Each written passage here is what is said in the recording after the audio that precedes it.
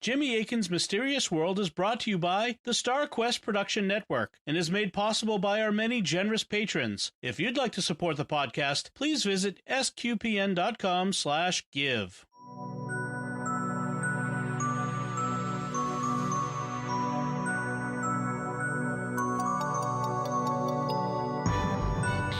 You're listening to episode 55 of Jimmy Akin's Mysterious World, where we look at mysteries from the twin perspectives of faith and reason. And in this episode, we're talking about aliens and religion. I'm Dom Bettinelli, and joining me today is Jimmy Akin. Hi, Jimmy. Howdy, Dom. So, folks, since ancient times, people have wondered about intelligent life elsewhere in the universe. Yes, ancient times. Today, most people and most scientists believe there is intelligent life at least somewhere in the universe, apart from our planet. But if we ever found it, what would the implications be for the Christian faith? What religious views might aliens hold, if any? What might they know about God? Should we evangelize them? Would they need evangelization? Could they even become Christians? And that's what we'll be talking about on this episode of Jimmy Akin's Mysterious World. Yeah. So Jimmy, we want to give a caution up front. What is this caution we want to give? We don't even know if intelligent aliens exist, much less how they would relate to the faith. Consequently, everything in this episode should be understood as pure speculation. It's informed speculation, but it's just pure speculation. It's the best kind of speculation. Hopefully. Pure informed. Yeah. So I'm not saying that any of the possibilities we will be covering are likely. When I say something is possible, I mean that it's logically possible. It doesn't involve a contradiction of terms like married bachelor or square circle or four-sided triangle. I am also not saying anything we are going to cover is probable or something that the magisterium would eventually conclude is true. But within those parameters, we're trying to have an informed, speculative discussion about what would it mean for the faith if we discovered intelligent life. Obviously, it would mean that it exists and thus that it's part of God's plan. So we don't have a problem with that. And we've said that for a long time. God can create what he wants, but it would raise other questions. And that's what we're going to talk about. And so as a starting point for our discussion, we are going to be assuming two things in this episode. What are those two things? Well, the first assumption is that intelligent alien life, not just alien life, but intelligent alien life exists. From a reason perspective, this is likely to be true somewhere in the universe, even if it's very, very, very rare. But the arguments for that would take way too long to go through in this episode, so we're just going to assume that intelligent alien life exists. The second thing we're going to assume is a Catholic perspective. That is, the Christian faith in general is true, and the Catholic faith in particular is true. We also can provide lots of arguments for that. That's the function of Christian apologetics and Catholic apologetics. But again, that would be stuff for other episodes, not this one, so we're just going to assume that. We mentioned in the introduction that people have wondered about intelligent alien life since ancient times, and not everyone may be familiar with some of the evidence for that. So what can you tell us about that? Yeah, so in the 2nd century AD, so this is the 100s, the Greek author Lucian of Samosata wrote a piece of fiction called A True Story. It was a parody of travelers' tales because travelers would come back and say all this crazy stuff about foreign lands, like, there are people with one foot there and there are, people who run around in the woods there or whatever. It's crazy stuff. Nobody has just one foot. Nobody runs around in the woods. That's all nuts. And so he wrote this parody called A True Story, and it involved traveling to the moon, where the human characters get caught up in a war between the king of the sun and the king of the moon, both of whom want to colonize the morning star. And so they have their armies, the armies of the sun and the armies of the moon. Neither one of them are humans. And Lucian talks about that, and he talks about what life is like on the moon. A True Story, also sometimes translated as True History, is Lucian's most famous work, and it's often counted as the first work of science fiction. Interesting. That's very interesting. We'll start with the theories. What are the theories about alien life and religion? We're going to group them into three general categories, and the attempt here is to think systematically through the different possibilities we might encounter upon discovering alien life. So we'll be considering some really unusual and perhaps very implausible possibilities, but they're still going to be within the realm of logical possibility. The first category of theory involves what the aliens believe about the divine and the afterlife and how much of their knowledge is accurate. This could range from anything between they don't know anything at all about the divine and the afterlife to they know more than we do about the divine and the afterlife, and could be anywhere in between. The second category involves theories about the salvation of aliens. This could range from they're all automatically lost to they're all automatically guaranteed heaven, or anything in between. The third category concerns how they might relate to the Christian faith. This could range from it's impossible for them to become Christians to they can become full Christians. Then the flip side of that is how might Christians relate to their religion? And finally, we will discuss how we'd be able to determine the answers to these questions. So let's get into the perspectives and address the theories as we go along through the perspectives. What can we say about aliens and religion from the reason perspective? There's a principle of reason that needs to form our discussion. It's kind of the inverse of a phrase you may have heard, as above, so below. That phrase is used in a variety of contexts to suggest that what happens here on earth mirrors what happens in heaven. So as above, so below. Stuff that happens in heaven also happens on earth. Well, our principle is going to be as below, so above. In other words, we would expect to encounter the same kinds of things religiously among aliens that we find among humans. Now, we have to be cautious about this principle because they will be different than us. But if they have human level or better intelligence, we would expect them to also be similar to us intellectually. Our wetware should not be totally unique in the cosmos. And this is true even if you're an atheist. Even if you think religion just evolved here on earth purely naturalistically without God involved, well, it would evolve elsewhere too. The same natural forces that led to it happening here would lead it to happen there as well. Also, since atheism's not correct and God actually guided the development of life here on earth, we would expect God would guide the development of life elsewhere. And so whether from a non-religious or a religious perspective, we would expect similarities in other species to what we find in ours. They won't be the same, but they'll be similar. It's possible that we might encounter an alien race that has a quirk in its wetware that makes them think fundamentally different about religion or any other topic than we do. I mean, they might just not comprehend the idea of cooking or something. It's like you cook in front of them, they still don't get it.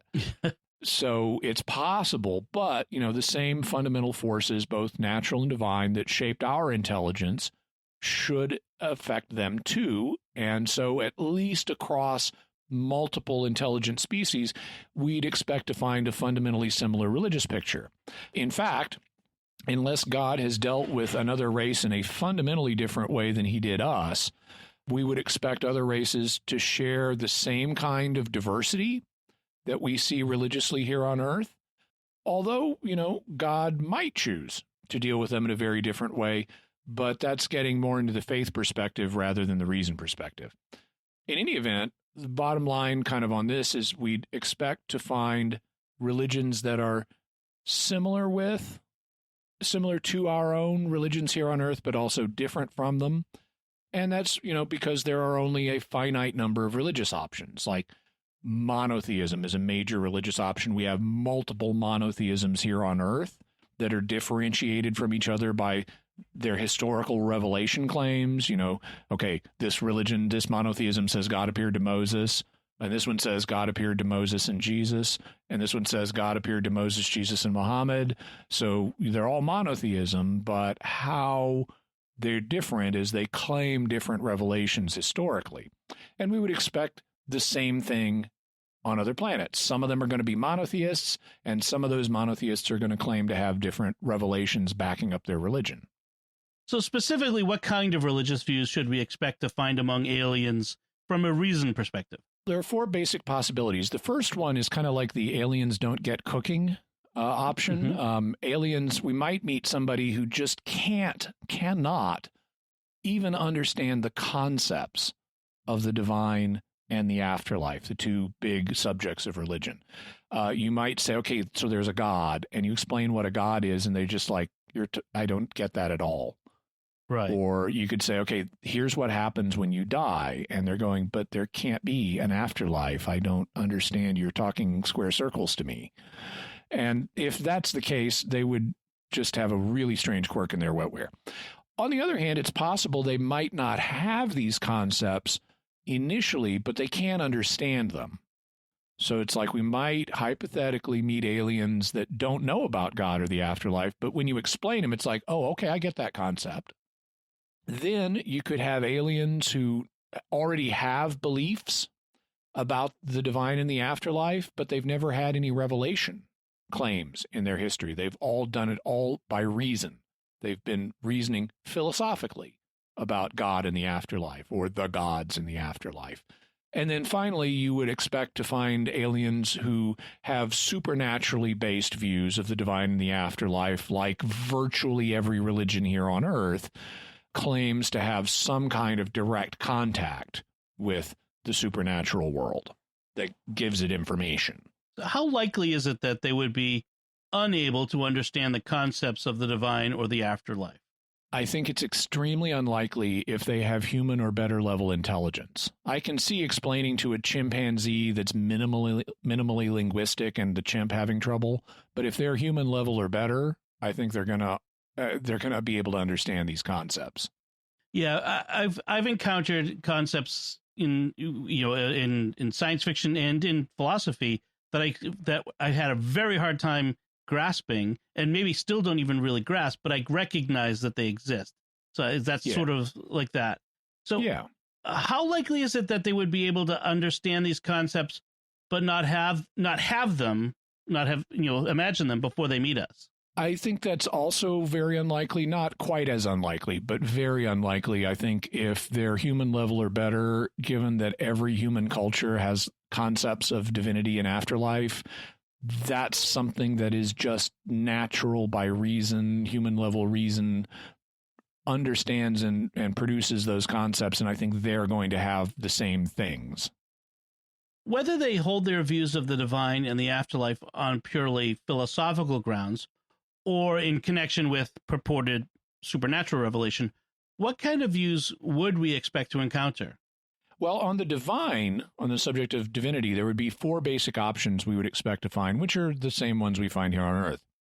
Position number 1, agnosticism. Maybe there's a divine, I don't know. Number 2, atheism. There are no gods. Number 3, polytheism. There's more than one God. And then monotheism. There is exactly one God. So those are the 4 basic options we encounter here on Earth. We would expect to encounter them among aliens. And not just across multiple species would we expect to find those 4 options, but even within a single species, we would expect to find a mix of those views, just like we do on Earth, unless God has dealt with them very differently than he's dealt with us, like maybe they never fell or something, so they retained primitive monotheism and so forth. But if he's dealt with them like he dealt with us, if they've been allowed to fall, and they did, we would expect a mix of these ideas.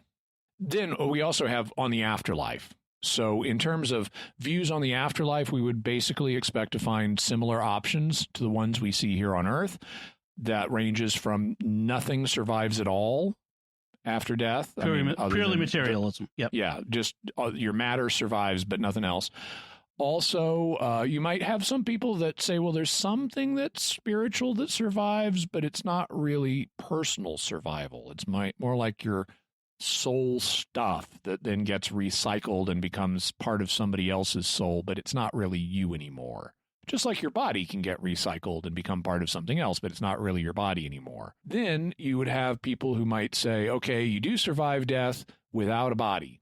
It's you, it's personal survival, but it's like the float on off to heaven thing. You don't really ever get a body back. Then personal survival via reincarnation. So you could come back multiple times. We see that option here on Earth.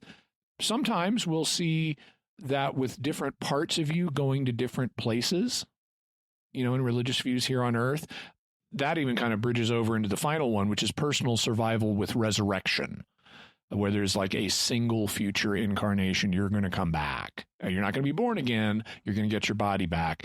And that's also something where there can be multiple parts of you. Like in Egyptian religion, there were multiple parts to a human being, and you kind of fell apart at death, and different things would happen with them. But at least across multiple species, and even within a single species, we would probably find a mix of these views, just like here on Earth, unless God has dealt with them very differently. That's the reason perspective. Obviously, there's going to be a big faith perspective. Where would aliens get knowledge of God? Well, they might have purely philosophical ideas about the divine and the afterlife. We've had human philosophers reason about this, like some of the pre-Christian Greek philosophers reasoned their way to the idea of a single great God. And it's likely that this would happen with aliens, too, in light of what St. Paul says. From Romans, the first chapter, verses 19 to 20. What can be known about God is plain to them, because God has shown it to them. Ever since the creation of the world, his invisible nature, namely his eternal power and deity, has been clearly perceived in the things that have been made. Right. So Paul here is talking about humans who don't have contact with Israel's revelation. He says they can still learn about God just from nature. And if that's true with the human level intellect here on Earth, we would expect the same thing of human or better level intellects on other planets. They also could deduce the existence of God, his eternal power and deity, and so forth, just by looking at the created world. On the other hand, God may have given them some form of revelation. We can't say this for sure, because even here on Earth, among human cultures, God hasn't given that many different streams of revelation. I mean, it's really, okay, it all starts, or at least within semi-recorded history, it starts with Abraham and grows from there. But it's not like we have, and the same God clearly appeared to this other guy in this other culture and started the same religion on the other side of the world. Right. That's kind of what Mormonism claims, but that's not what history shows. And so even here on Earth, God tended to start with one specific stream of revelation and then broaden it. And it could be that he therefore doesn't appear to every culture out there in the stars. Maybe we're the root, just like Abraham was the root of divine revelation here on Earth. Maybe we're the root of divine revelation in the galaxy or something. Or he could appear to them just like he appeared to us and give them knowledge about himself. And personally, I tend to lean towards that option, because if he didn't leave himself without witness here on Earth, supernaturally, I would tend to think he wouldn't leave himself without witness supernaturally to other creatures of his. Right. But the other one is kind of like when Europeans first sailed to the New World, the people of the New World didn't know Christianity, didn't know God in the way we know him, and we brought him. But the second one would be I get what you're saying. If God had some sort of revelation to them apart from that on another world. I get that. So what about the different options for what aliens might know about God? When it comes to the divine, aliens who are anything other than monotheists know less about the divine than we do, because we know there's this one God. Now, we know there's also other subsidiary supernatural beings like angels and so forth, but we do know there's this one great God who made everything. And if they don't know that, then they know less about God than we do. If they're philosophical monotheists, they've just deduced the existence of this God, then they would know something about God, but it also would be less than us because they don't have the revelation we have access to. But if they claim to have supernatural revelation, the situation gets more complex. Even if they claim to have revelation, well, okay, so let's start with, God may not have made contact with them. And in that case, they wouldn't have any supernaturally revealed knowledge, but they might think they do. Just like Greeks, they had the oracle at Delphi, and it gave them what they thought was revelation from the god Apollo. Well, it wasn't, but they thought it was. And so we could meet aliens that think they've got revelation from the true God, but don't. In that case, their religion would likely contain some elements of truth, and it would require picking them apart and identifying which claims are accurate and which aren't. This is something we see St. Paul do for the Greeks in Acts chapter 17. He says, okay, actually, your own authors are right about this and this and this, but then they're not quite so right about this other stuff. And so we could have to do a similar evaluation of alien beliefs based on revelation they thought they had but really didn't. Or God may have genuinely made contact with them. If so, they would have genuine knowledge of God by revelation. It might be less than we have. For example, equivalent to one of the stages of revelation in the Old Testament. You know, Abraham didn't know as much as Moses. Moses didn't know as much as Isaiah. Isaiah didn't know as much as Jesus. And so, you know, they could have some knowledge of God that's kind of along that spectrum. Or it could be roughly equivalent to us, roughly equivalent to what we find in the New Testament. It might even be more than what is in the New Testament. It might be more knowledge of God than what he's revealed to us, similar to the knowledge of God we'll have at the second coming. So it could be anywhere along that spectrum. And there's also a complication. Even if God has made contact with them and has given them revelation, it might be mixed with false revelation, like on earth is the case with Islam and Mormonism, where even though, Muslims kind of honor the Bible and the Torah, and Mormons honor the Bible, but they've also got this other stuff in the Quran and the Book of Mormon that even though they sincerely believe it's divine revelation, it's actually not. And we can encounter the same thing with aliens. Also, they may not understand the revelation they have correctly. We see that here on earth. There are all these different Christian groups that are appealing to the same basic Bible, and they have different ideas about what the Bible means, and they can't all be right. And so we could find the same thing among aliens. We might find, okay, God revealed himself to these aliens, and immediately a bunch of different sects started interpreting that revelation differently. So it could be the same headache among them that we have here. Now, their revelation would undoubtedly be different than ours in some ways. I mean, these details, for example, could occur with, like their equivalent of salvation history. Here on earth, God appeared to Abraham, and then God appeared to Moses, and so you could, in their religious history, okay, God appeared to this guy, and then later he appeared to this guy. There's sort of an alien Abraham or an alien Moses. They also might have their own set of sacraments and rituals that God has given them based perhaps on their biology and how it works. And he might have told them things, actual doctrines that he hasn't told us about. And how we would deal with that issue is very thorny, and we'll talk about it in the final section of our show today. So these are the options about their knowledge of the divine. What about their knowledge of the afterlife? So the same basic options apply, whether philosophically or supernaturally based. Their knowledge about the afterlife might be erroneous, or it might be accurate. It might be less than our knowledge, equal to our knowledge, or more than our knowledge of the afterlife. But there's an important difference here.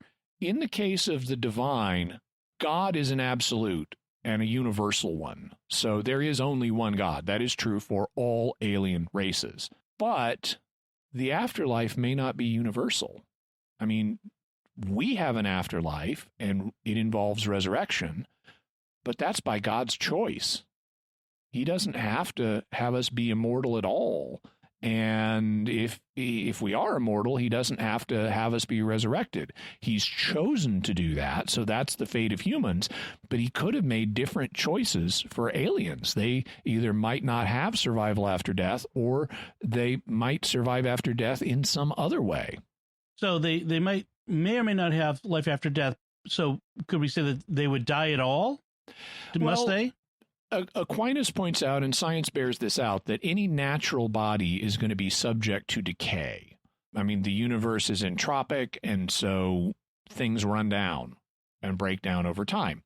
And therefore, unless aliens have access to supernatural graces that we presently don't, their bodies are going to be mortal, like our bodies are. They might be very long-lived. They might have, technology that keeps them alive indefinitely, but they would still fundamentally be mortal, kind of like the alien Lorien in Babylon 5. He was the first life form in the universe, and he doesn't have to die intrinsically. He's got an open-ended lifespan, but members of his race can get sick and die, or they can have an accident and die, or they can be killed, but they don't have an innate need to die. And there are even some species here on Earth that are like that can just go on indefinitely.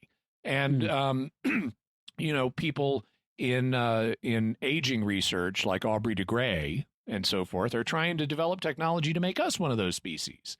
And so we might meet aliens who don't have a natural need to die, but you still could kill them. And so they would be mortal in that sense, unless God has given them this supernatural grace to keep them alive no matter what, like he will eventually us. So a lot like Tolkien's elves, which maybe where that name Lorien comes from, because it's a word from Tolkien. Okay. So this brings us to the theories regarding the salvation of aliens. What can we say about that? Well, the question of eternal salvation only comes up if they have an eternal destiny, and they might not. For example, if they have no personal afterlife, like we commonly here on Earth believe animals don't, well, then they wouldn't have an eternal destiny and they don't need to be saved. They're just going to die and that's it.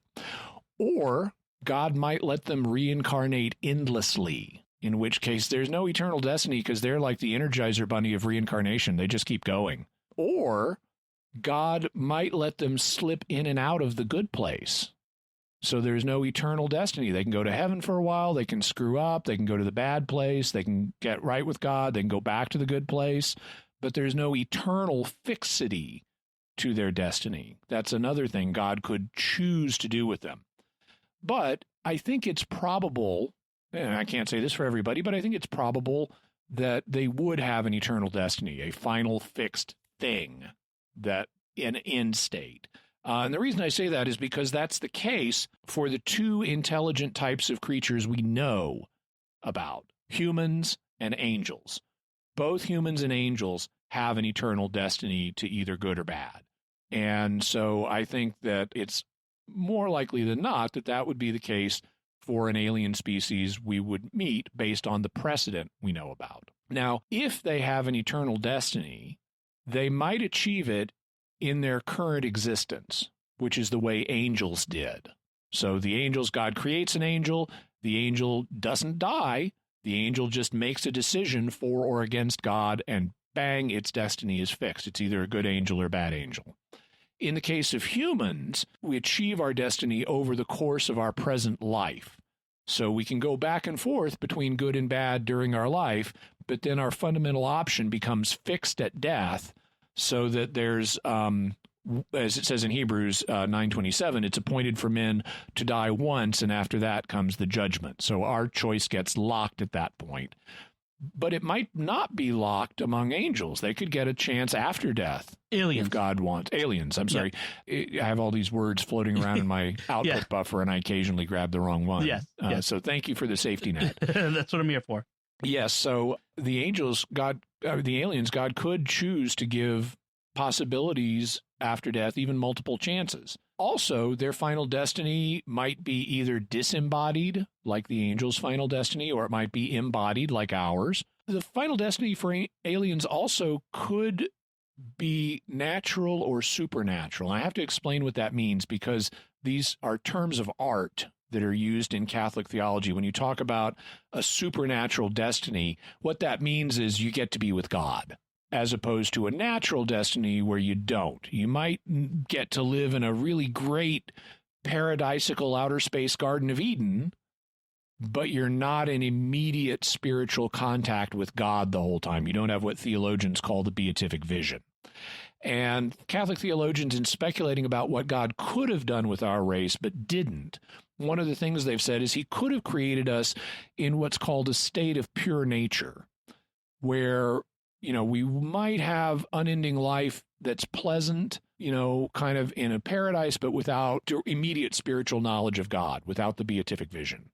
The good place, the neighborhoods on the good place would be kind of like the neighborhoods in the good place. Okay. And when I say beatific vision or immediate knowledge of God, that's more than the knowledge we have now. Mm-hmm. It's what Scripture depicts as, seeing God as he is and so forth, not with our physical eyes, but being in intense spiritual communion with him, where there's no barriers between us and him.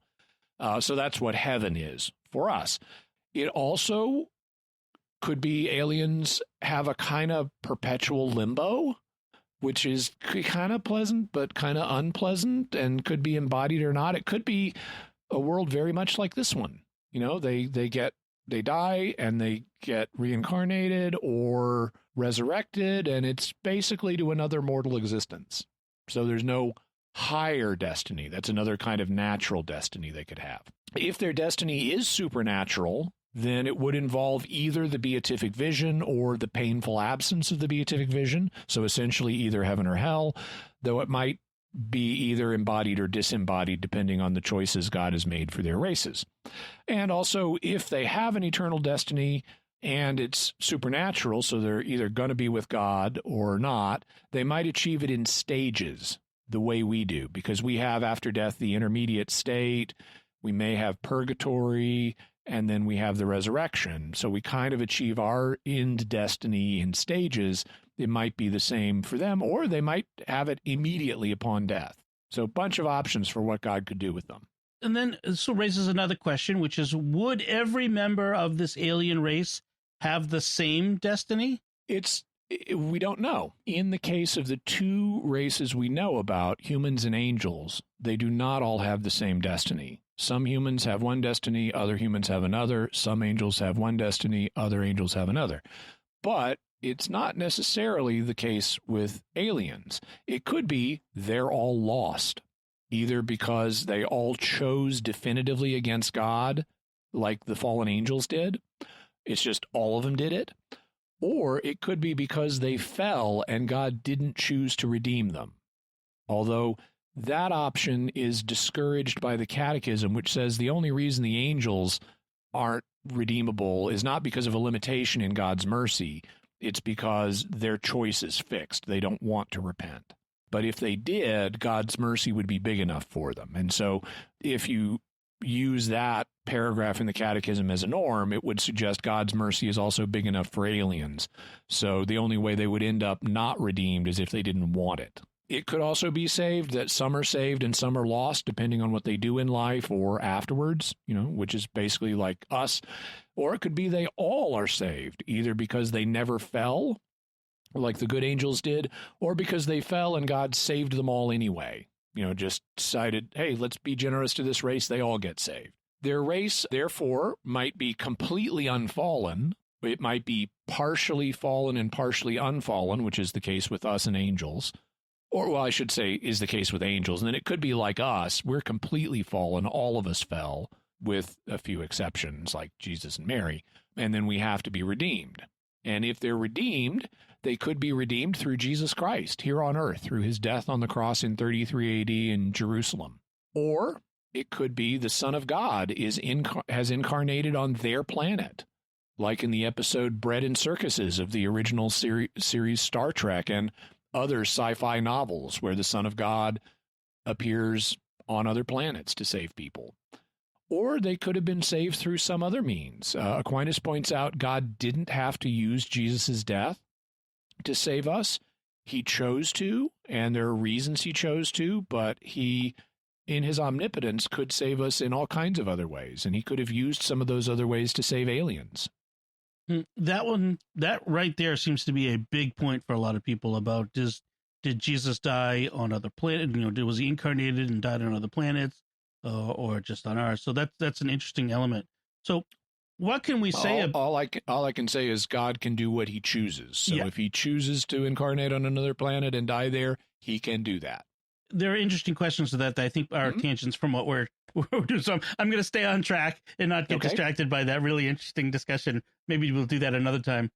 Yeah. But what can we say about the theories regarding aliens relating to Christianity specifically? Obviously, we can talk to each other about God. I mean, assuming we can communicate with each other at all, which we presumably can. It may take us a while to figure it out, but if they're as smart as we are or better, we should be able to hammer out a way of talking to each other. And depending on what God has done with their race, they might have no interest in becoming Christians. They might say, thank you very much, but we've all turned our back on God and don't care anymore. Or we never fell, so we don't need to be saved, but thank you for the offer. Or they may have been redeemed another way and said, okay, yeah, we fell too, but then God did this and we're all good now. So there are some different options. They may not be interested in becoming Christian. So what if they are interested in becoming Christian? In the final section of our show, we'll deal with how we would settle these issues, but there might be doctrinal reasons why we couldn't make aliens Christians, even if they wanted to. And we'll talk about those. But for now, let's assume that there's no doctrinal prohibition on an alien being a Christian.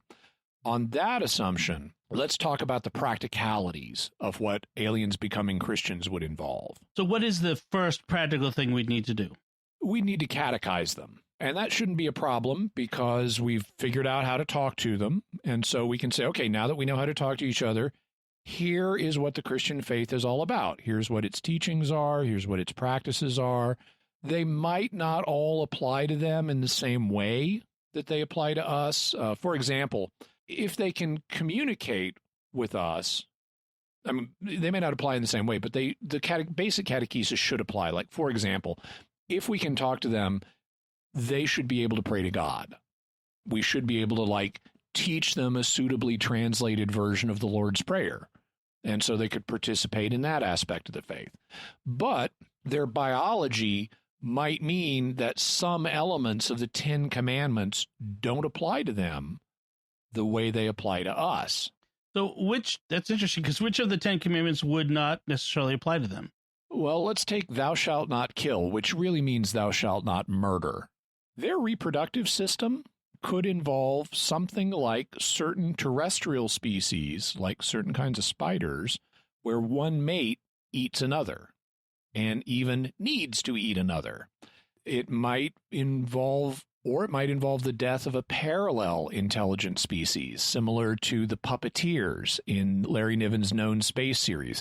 The puppeteers have two forms of males, a sperm-carrying male and an ovum-carrying male, and to reproduce, they need to impregnate a companion species known as the companions, who are all female and have their own reproductive way. But even though their babies gestate in a companion, the companion does not survive the birth process. It's kind of like when a digger wasp or a jewel wasp lays its eggs on a cockroach, the cockroach does not survive. Well, their biology might involve eating your mate, just like some spiders do, or it might involve laying an egg in an alien species that also does not survive, kind of like in the movie Alien.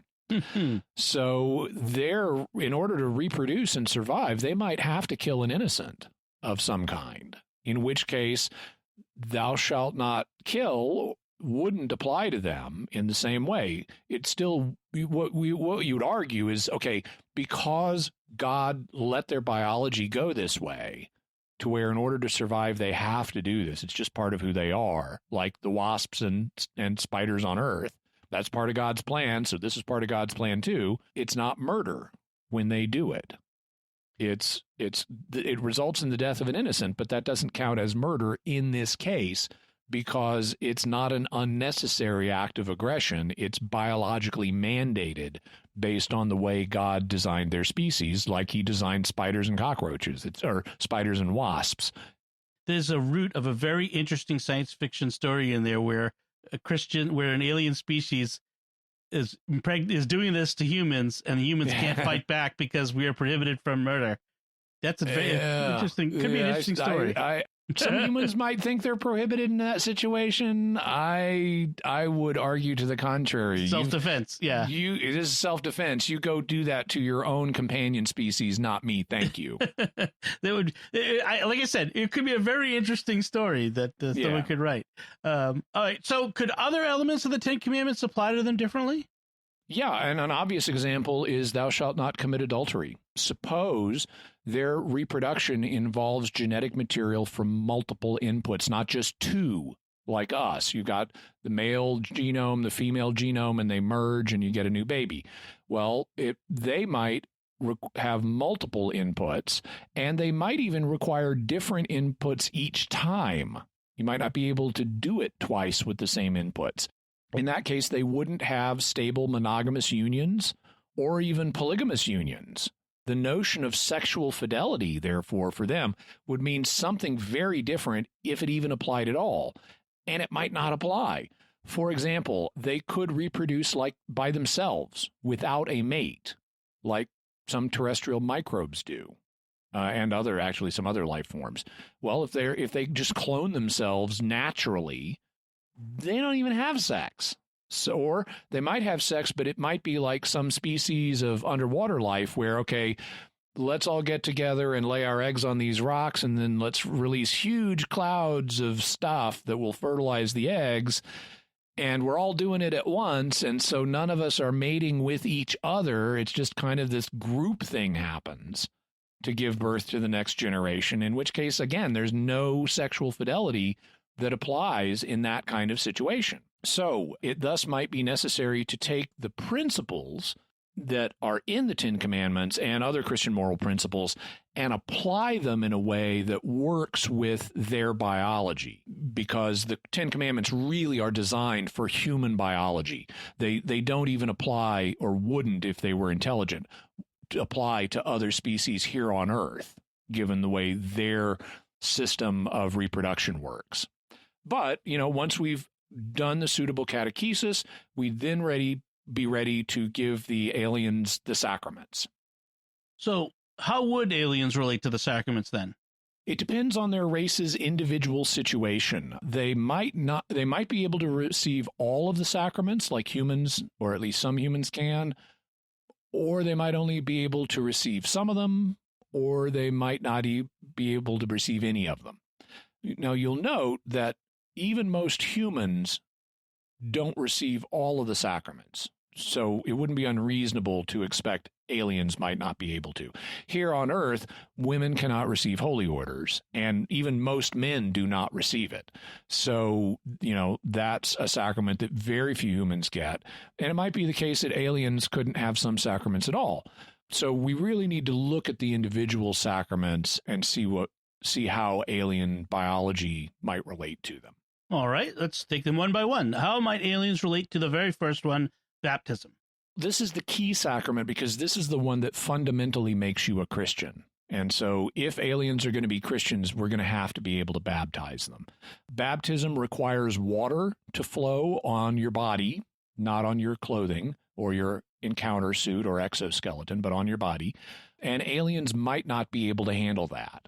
For example, in Larry Niven's Known Space series, there's a group of aliens called outsiders who are helium-based life forms that can exist only at the kind of temperatures you find in outer space. Even touching exposed human skin would boil them alive. So there's no way you could pour liquid water over their bodies without killing them. Or you could have aliens who have a very different biochemistry, and to them water is poison. That's unlikely because water is really useful for life, but it could happen. So then aliens who accepted the Christian faith by catechesis but couldn't be baptized, they could still be Christian in their belief. They just wouldn't be Christians sacramentally. They would kind of be like perpetual catechumens, or they would be like the God-fearers in Jesus' day. These were people who worshiped the God of Israel, but who weren't circumcised and didn't become Jews. On the other hand, if they can handle the physical act of water baptism, then they could become Christians in the sacramental sense, and they would have received the first and most important sacrament of Christian initiation. Okay, so how might aliens relate to confirmation? Well, it's the second sacrament of Christian initiation, and again, they might or might not be able to receive it. The outsiders obviously could not, because it requires the laying on of hands, and human hands, as we mentioned, are going to boil these people alive.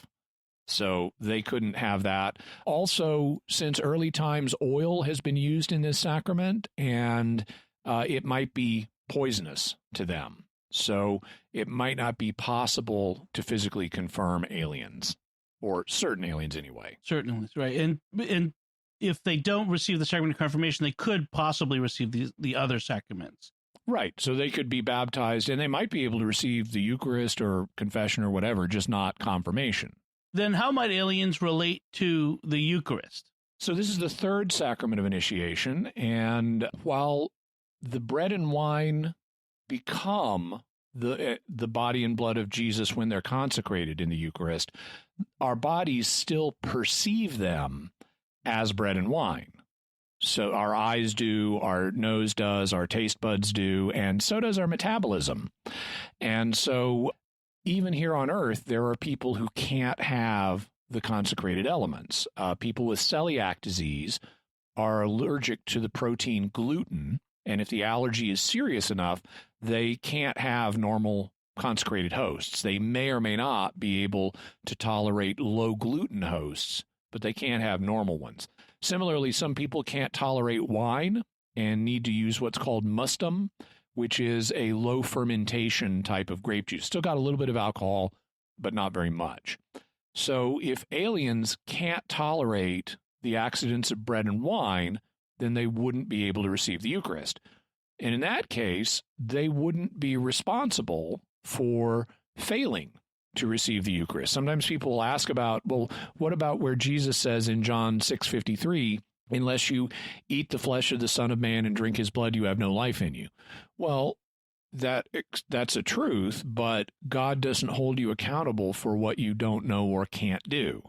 And so aliens who can't receive the Eucharist would be in the same position as humans who, through no fault of their own, are unable to receive the Eucharist, either because they don't know about it, or they don't have a priest, or they can't physically tolerate the consecrated species. Otherwise, the aliens could receive the Eucharist, presumably, unless the magisterium says otherwise, and would be able to receive that sacrament. So a related, or possibly related sacrament is confession. How would aliens relate to confession? Confession involves the exchange of information as the matter of the sacrament. And we're already supposing we can communicate with these aliens, and otherwise we couldn't have catechized them. And so I think it's highly likely that baptized aliens would be able to go to confession. All they have to do is the matter of the sacrament, tell the priest what they did wrong, and they can be absolved of it. And, with this suitable intention to repent and do penance and so forth. How might aliens relate to anointing, like the various kinds of anointing, like anointing of the sick? Yeah, this one is similar to baptism and also to confirmation in that it requires the physical administration of something. You have the laying on of hands and the administration of oil in the anointing of the sick. If the aliens can tolerate those things, then we could do it to them if they're otherwise, baptized Christians. But some aliens might not be able to handle that, either for temperature reasons like the outsiders or toxicity reasons, as might be the case with other aliens. I do want to go back and kind of get clarification. The laying on of hands requires bare hands, right? You can't have gloves or anything. Yeah, right? If you put gloves on, it's not the laying on of hands, at least at the church's present state of doctrinal development. Just like with baptism, you can't just pour water on someone's clothing. It needs to make personal contact with the skin. Okay, and it can't be like ice cubes or whatnot. It has to be flowing water. It needs to flow. Okay, yeah. Those are a couple of things that I was just thinking. All right, so continuing through the sacraments, how about matrimony? So we mentioned how reproduction could affect the application of the 10 Commandments to them, and the same thing is going to apply with matrimony. It's going to depend on their biology. We know that for us, one man, one woman for life is God's plan, but it might not be his plan for them. Many species on Earth do not have an equivalent of matrimony. They're not lifelong monogamists. Some of them are, but a lot of them aren't. And many alien species might not be either. They might have something that's kind of analogous to matrimony, like they've got, if they have 3 sexes, they might have a permanent lifelong pairing of one male, one female, and one of the third sex. in which case it would kind of be doctrinally open about, okay, if we have members of all three sexes and they're baptized, does that automatically elevate to a sacramental marriage among them? The way if you have a baptized man and woman and they marry each other, it automatically becomes a sacramental marriage for them? That would be an interesting doctrinal question the magisterium would have to sort out. But they might not have anything corresponding to marriage. I mentioned how some underwater species just communally lay eggs and then have a kind of firestorm of fertilization that happens grouply. There's no marriage there, and the same thing might happen for aliens. Also, in Orson Scott Card's novel Speaker from the Dead and its sequels, we meet a race called the Pequeños or piggies, and they fall into this category. Their biology does not allow for anything like marriage. But despite that, many of them do become Christians and, in fact, Catholics. So even though Orson Scott Card is Mormon, he's got a bunch of aliens who are Catholics in this novel. How might aliens then relate to holy orders, becoming priests? So this is the most delicate of all the questions. Holy orders is structurally central to the Christian faith, and there would need to be lots of thought devoted to, can you have alien deacons and alien priests, and especially alien bishops? There very well could be doctrinal reasons preventing admission to one or another grade of holy orders. For example, here on earth, the teaching that only a baptized male can be ordained could be relevant. What if none of them are males? Or there's just a lot of potential conflicts here. So this would be the hard one. But it's something the magisterium would have to thrash out after considering very carefully. Let's say if aliens couldn't participate in sacramental life, are there other ceremonies they might be able to participate in? Yeah, we've already mentioned how if we can communicate with them, then they're almost certainly going to be capable of prayer. So they could pray, they could participate in the liturgy in that way. Also, they might be able to use some of the sacramentals, not the sacraments, but the sacramentals. The outsiders, for example, couldn't use holy water, but they might be able to use holy ice crystals.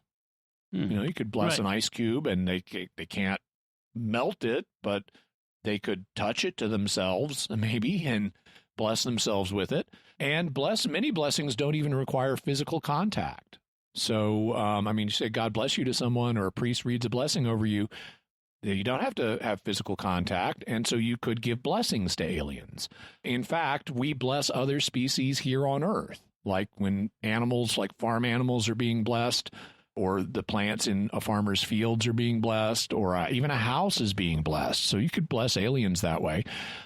It might even be possible for aliens, even if they can't participate in the sacraments, to take religious vows. So they could be monks and nuns. So even though the outsiders couldn't be baptized to become Christians, they could say, I want to live in a really close to absolute zero monastery and consecrate my life to God. Interesting. Yeah. So what can we say about the theories regarding Christians relating to, like, if aliens have a religion? What do we say about that? So we are Christians, and we can't unbecome Christians. But there are questions about, well, okay, what could we learn from them? If we can communicate with them, then we can certainly tell them what God has revealed to us. It might not always be prudent to do so, like if they kill every missionary we send them, but we could do so in principle. We could also ask them about their religious beliefs, and they might tell us things that God has revealed to them.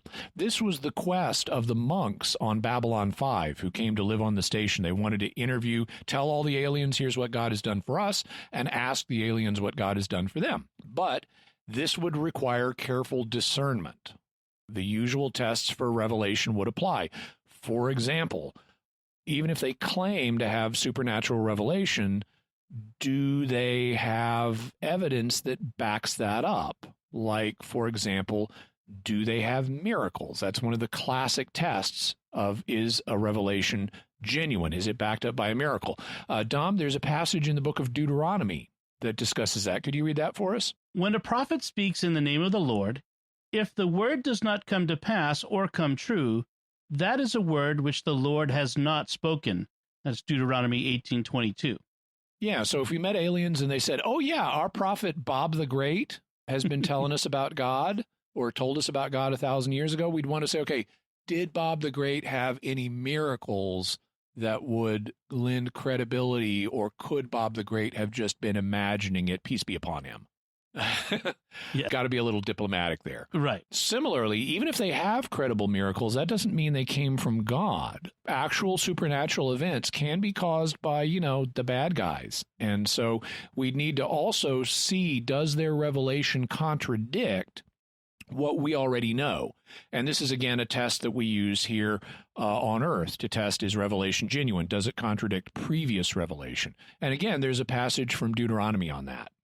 If a prophet arises among you, or a dreamer of dreams, and gives you a sign or a wonder, and the sign or wonder which he tells you comes to pass, and if he says, let us go after other gods, which you have not known, and let us serve them, you shall not listen to the words of that prophet. That's Deuteronomy 13, 1-3. Yeah, so if the aliens have a revelation and it has miracles, but it contradicts what we already know about God, stay away. The magisterium, though, in determining that, would need to be careful in its discernment of the issue because of the differences between them and us.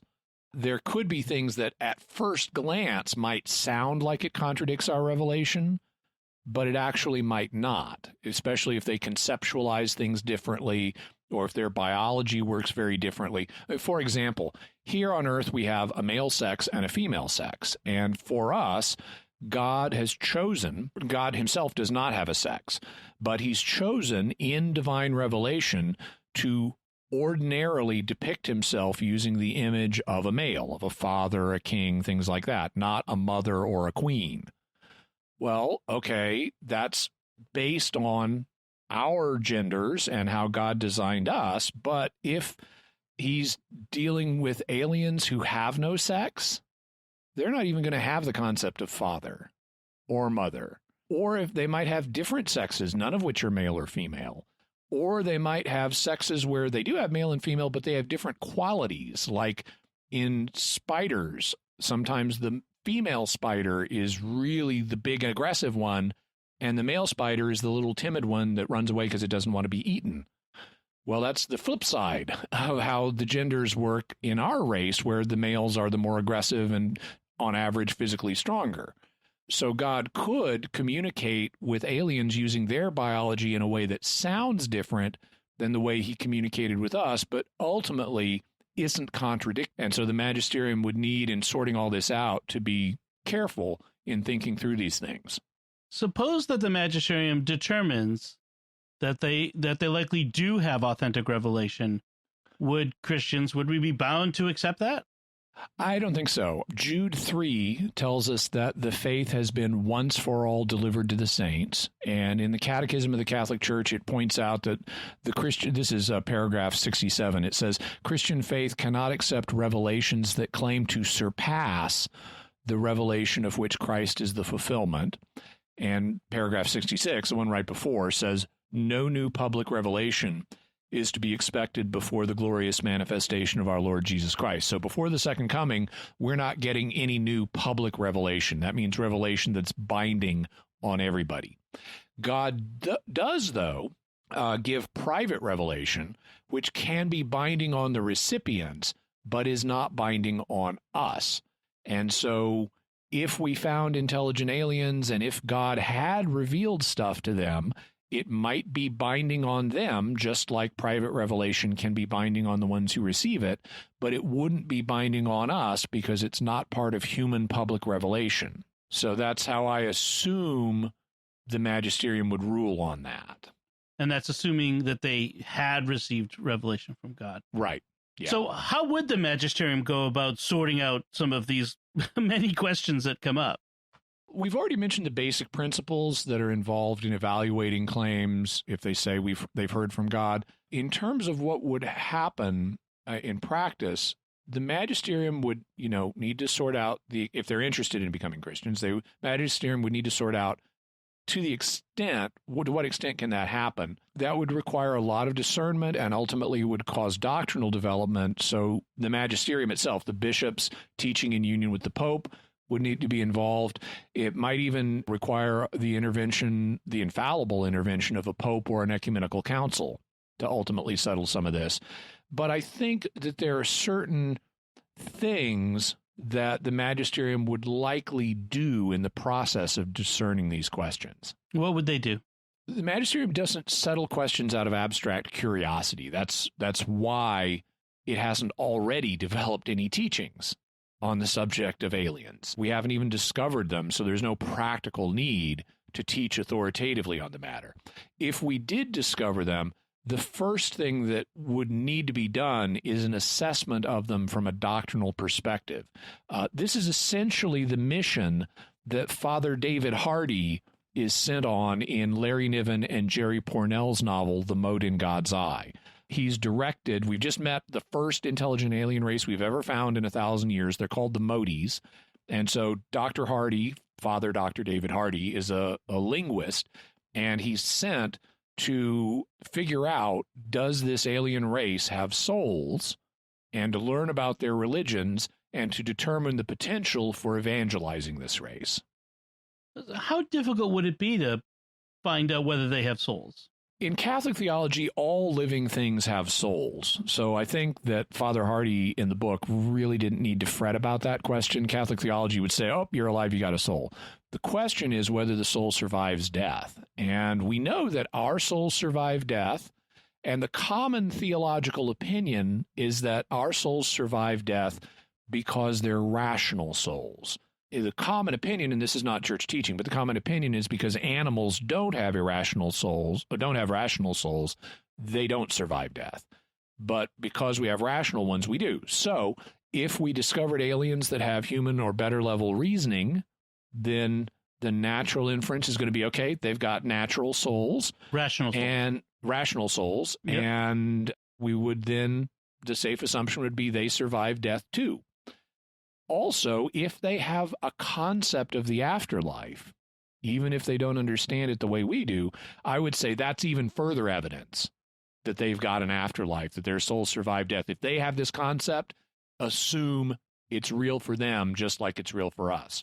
Also, if they then have a belief in the divine, then that's evidence, well, not final proof, but it's evidence that not only do they have an afterlife, but it's a supernatural destiny where they get to be in union with God. And if they have a consciousness of sin and the need to repent, I would say that's evidence that they both need salvation and can be saved. The real question would be, do they want to become Christians to achieve that salvation? Or do they think they've got some other way? So how would we settle that question? The magisterium wouldn't weigh in on the question of whether they can become Christians unless there's a pastoral need to do so, and there would need to be certain conditions fulfilled for that to happen. People might speculate, but if the aliens are all just uninterested in conversion, then the matter wouldn't end up being authoritatively settled.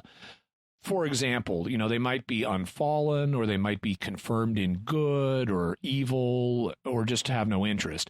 But if they did, but otherwise they might be interested in becoming Christian.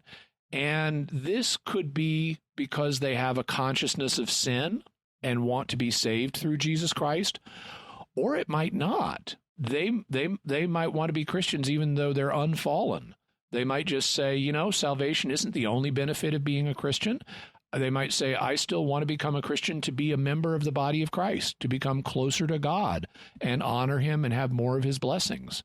So you could even have potentially unfallen angels or unfallen aliens wanting to become Christian. How would the question of whether they can become Christians arise? The question of whether they can become Christians would likely first arrive in the mission field. Christians would encounter at least some aliens, and the aliens would express an interest in becoming Christians after learning about the faith. And rather than being able to immediately check with Rome, Christians in the field might need to make the decision, just like in the ancient world, in the age of exploration, or it's not the ancient world, but in the age of exploration, you meet a new tribe, you assume they're humans, you assume you can evangelize them, but you don't have time to send a ship back to Rome and check and do a study. And in the same way, it might not be possible to consult with Rome, especially if it took a long time to communicate with Rome, over light years, or if the aliens were in danger of dying. I mean, maybe they're like mayflies. They only live a day. If they're going to be a Christian, it has to be today. Or we're in a battle situation and some of them are dying and one of them says, I want to be a Christian, and he's mortally wounded already. No time to check with Rome. So the decision initially would have to, in all likelihood, be made by people in the field. And if a regular practice of receiving aliens developed, I think the magisterium would likely defer to this, as that's how God is leading the church in practice as part of living tradition. And so I think that's likely how the question would get kicked up to the magisterium, is probably after having some field experience with aliens wanting to be Christian. So then what would ultimately inform the church's decision on this question? Whether or not a practice of receiving aliens into the church in the field developed or not, I think there would be several factors the church would look at.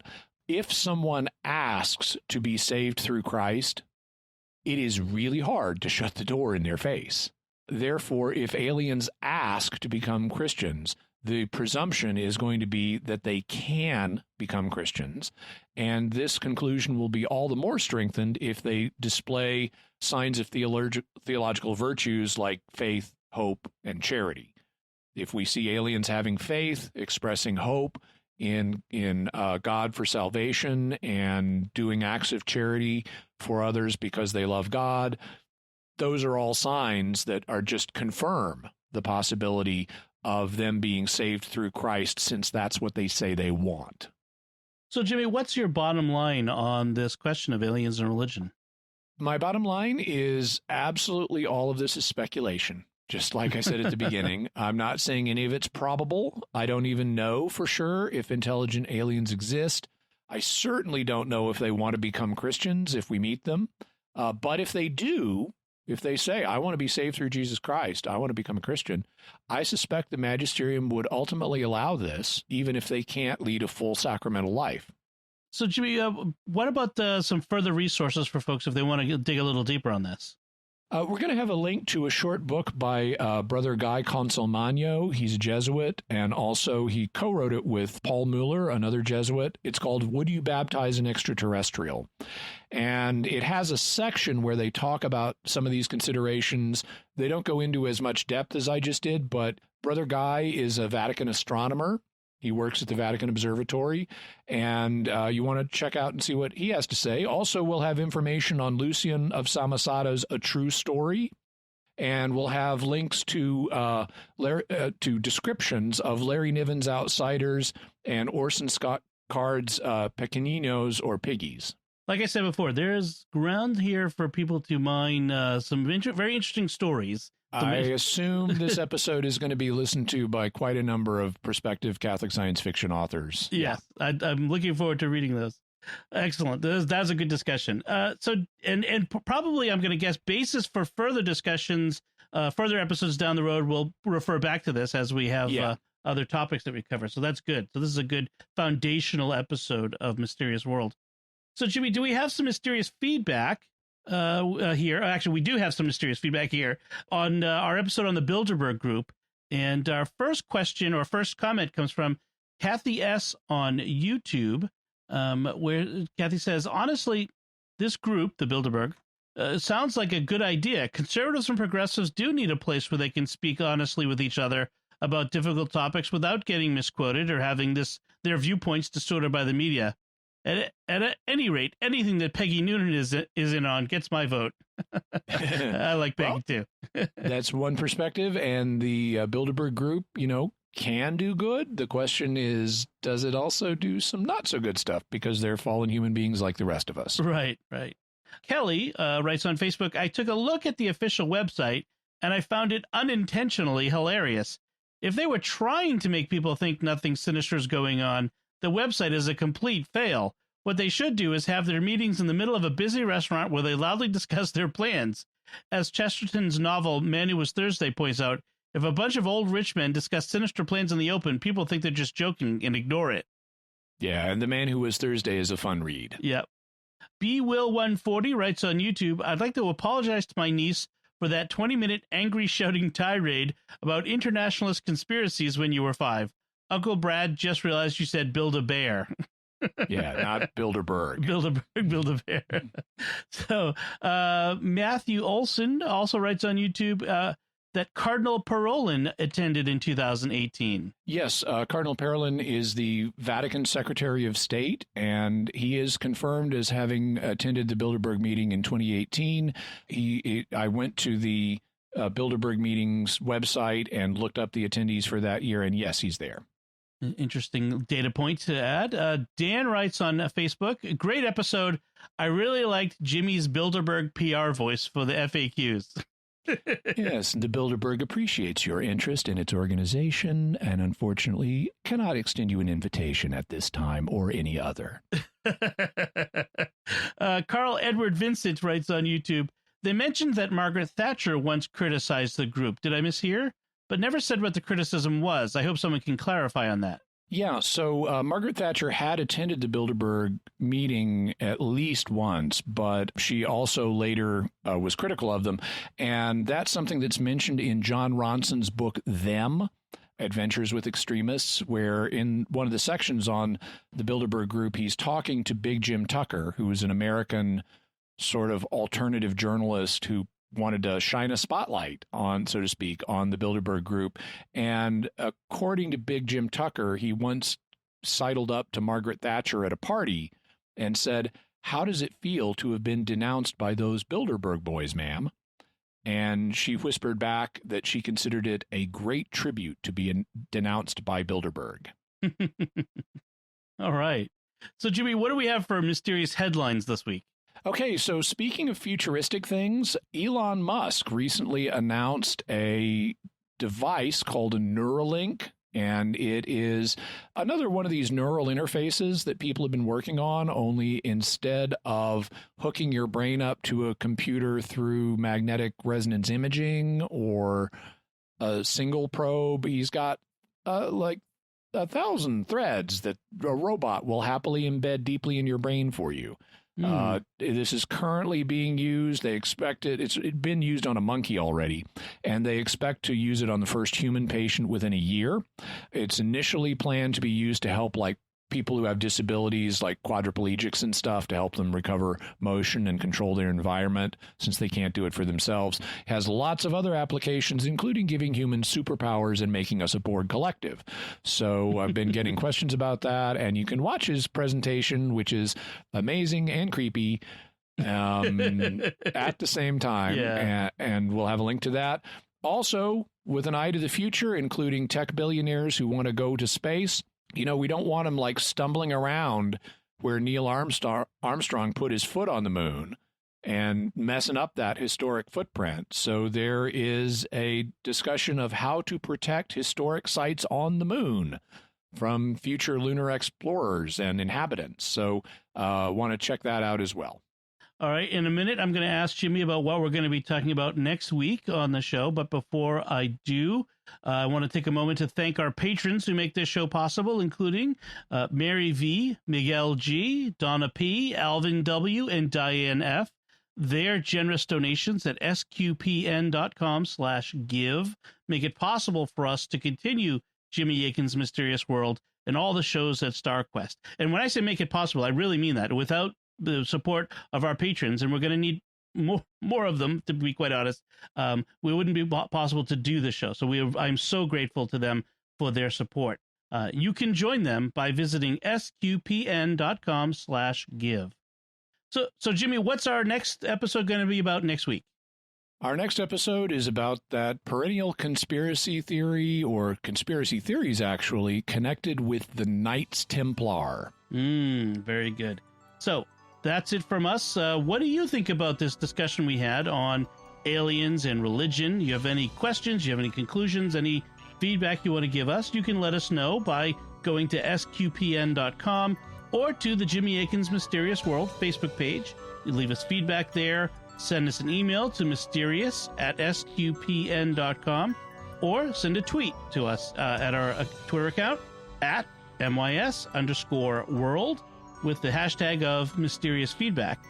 Please, I always ask this, quite often ask this, please share the show with your friends. Our audience has grown so much over the past year, and it's due almost entirely to you, the listener, sharing your excitement and your interest with your friends. So please share the podcast with your friends. And if you can, go to Apple Podcasts or wherever you get your podcasts and write a review. All of that really helps us grow this community of listeners, and it makes the show better. It does. But the larger the audience, the better the show gets. So you can find links to Jimmy's resources from our discussion and links to the mysterious headlines on our show notes at sqpn.com/mysterious. Until next time, Jimmy Akin, thank you for exploring with us our mysterious world. Thanks, Dom. Once again, I'm Dom Bettinelli. Thank you for listening to Jimmy Akin's Mysterious World on StarQuest.